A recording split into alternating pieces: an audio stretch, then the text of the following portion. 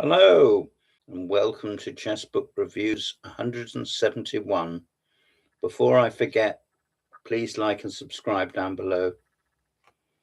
I very much appreciate some feedback. I've got 3 books for you.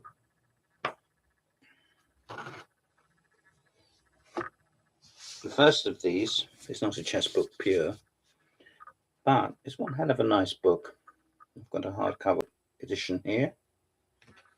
It says, "This is fascination, obsession, inquiry, storytelling, and literary magic at its very best. It is the true story of the chess-playing machine that fooled the world." And there it is. It's called The Mechanical Turk, and this book is by Tom Standage. And it's a very, very nice book. It says set in 1769, Wolfgang von Kempelen was summoned to witness a conjuring show at the court of Marie Theresa. So unimpressed was Kempelen by the performance that he impetuously declared he could do better himself. And that boast cost him, or would change the rest of his life. This is a beautifully printed and bound book. And it tells, of course, of the wanderings of the machine, the Mechanical Turk. There we are. That will show you the beautiful, it's nice paper as well. There you go.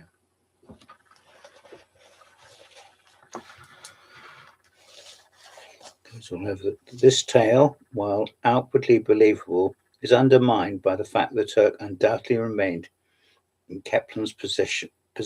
Furthermore, there is no documentary evidence for it. Frederick was certainly interested in automata, but he does not seem to have been particularly interested in chess.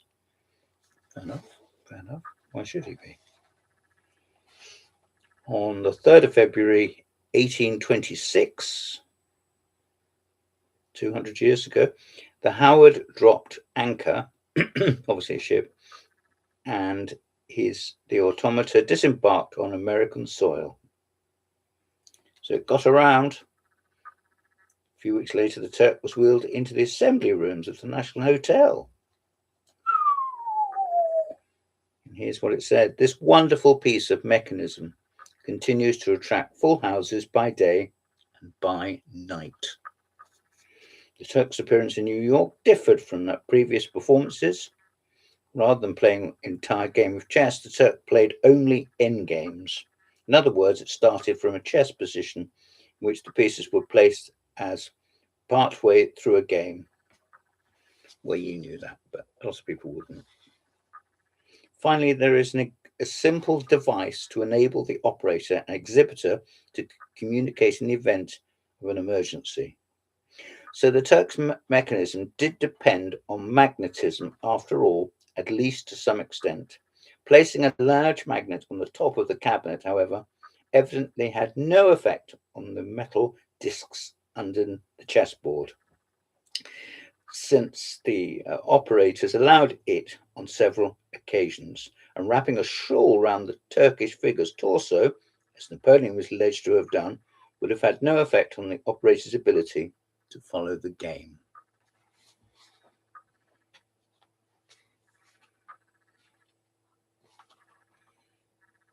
There turns out to be something of a Turk mafia, a group of Turk enthusiasts around the world that includes scholars, chess enthusiasts, computer scientists, and historians of magic. That's quite a wide circle. Let's read that again. Group of Turk enthusiasts around the world that included scholars, chess enthusiasts, computer scientists, and historians of magic, many of whom provided me with invaluable assistance. This is the acknowledgements at the end of the book. Mr. Standage. I would also like to thank Ken Wilde. Well, we all like to thank Ken Wilde, the late Ken Wilde now. He also thanks his wife, which is a nice gesture.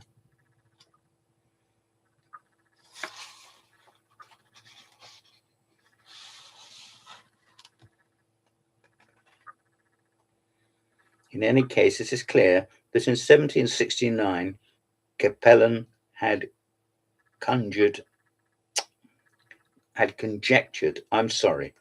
that playing chess and holding conversations were the two activities that most readily indicated intelligence. Nearly 200 years later, the computer scientists of the 20th century came to exactly the same conclusion. It is ironic that the Turing test, about Alan Turing, test lies in concealment and deception on machines trying to act like people and people acting like machines. There we are. Capellan would surely have been surprised to discover that, in a sense, little has changed since he unveiled his mechanical Turk. Well, you'll have formed the opinion that this is a lovely book. The wily automata had the last laugh after all. It's a book with 275 pages and an index and an author. He's written a book on the Victorian internet and the Neptune file. I don't know what the Neptune file is, but the Victorian intellect must be something on the underworld linked to communication. An etching of an exhibition at the Gothic Hall. I don't think we can get that in too well. I rather love these old sketches, but might convey very little to you, I don't know. The book is published by Alan Lane, the Penguin Press. And it was published in 2002. So it may very well now be out of print, which is a shame, but for all of that. And there's 12 chapters and a decent quality index. And as I say, let me show you again. Look at the standard printing and so forth. Very worthwhile. The next book was very difficult to get hold of, but I got one in the end. The wisest things ever said about chess, with over 250 annotated positions. This is by Andy Soltis. Grandmaster Soltis from the USA has been producing books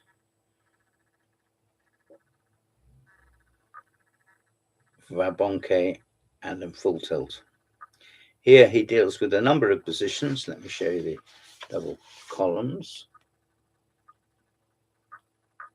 And he deals with various quotations from other chess books and then brings them back down to earth with more recent examples. So this was Gary Kasparov's advice from the British Chess Magazine about certain endgames. You must attack with 3 pieces against 2. In other words, be a bully. When the opponent has a bishop, keep your pawns and the squares of the same color. That's the bishop. Why is that? So you can take them all. There we are. Kasparov versus Anand.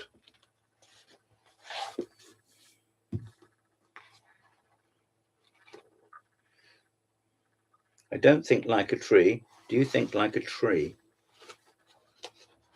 I suppose they're still talking about Kotov's tree of analysis, aren't they? Yes, I was right. There we are. There we are.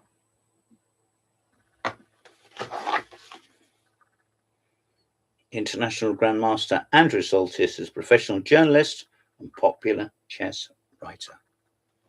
This book sold for $15.99. I think you both know it would be rather more than that now. And it was published in 2008. I really do rate it, but it is not for the faint-hearted. It's probably for 1800 players and above, and it's not for kids. The Wisest Thing Ever Said About Chess by Andrew Soltis, published by Batsford's. Good old Batsford's. And last, but by no means last, in my estimation, Mikhail Suba. Suba died some years back, but his writings clearly live on. This is an extended and updated edition of his book, and this has gone across to New in Chess. I think it began with Bergman. Yes, I'm right. It did about 30 years ago. I met him once, and he's a very outspoken gentleman, but very helpful. Some quiz questions at the start. A lot of this book is about the hedgehog. If you're interested in the hedgehog, if you know what a hedgehog is, it's where black and white, I suppose, as well, but mostly black, exchanges off his c-pawn and plays very quiet moves over the first 2 or 3 ranks. 3 ranks, not 2. These are games against his peers and equals. Against who better? Tony Miles. Yes, from the Olympiad. So that is of itself a treat.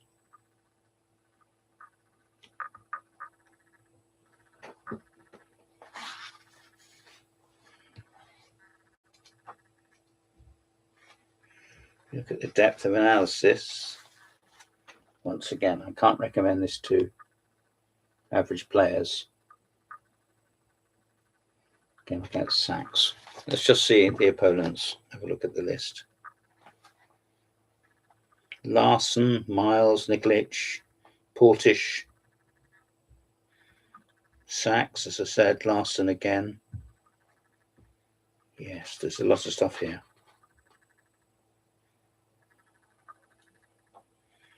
Enormous amount of stuff. Quite small print, which increasingly I don't like, but that's just me. There you go. Suba demonstrates the traditional concepts of improving the position was often static and irrelevant, and that classical strategy, if applied dogmatically, can prevent you from finding the right plan and its subsequent moves. That's quite a pronouncement. I bought this from Chess and Bridge for $10.95, which is absolute bargain. It would be worth about twice that. And to the right person, even more. Very strongly recommend it. But I can only repeat, not for the faint-hearted, not for kids, and not for the lowly rated as I am. New in Chess publication, republication. Thank you very much. This has been Chess Book Reviews 171. I'm James Pratt. Please like and subscribe down below. Thank you.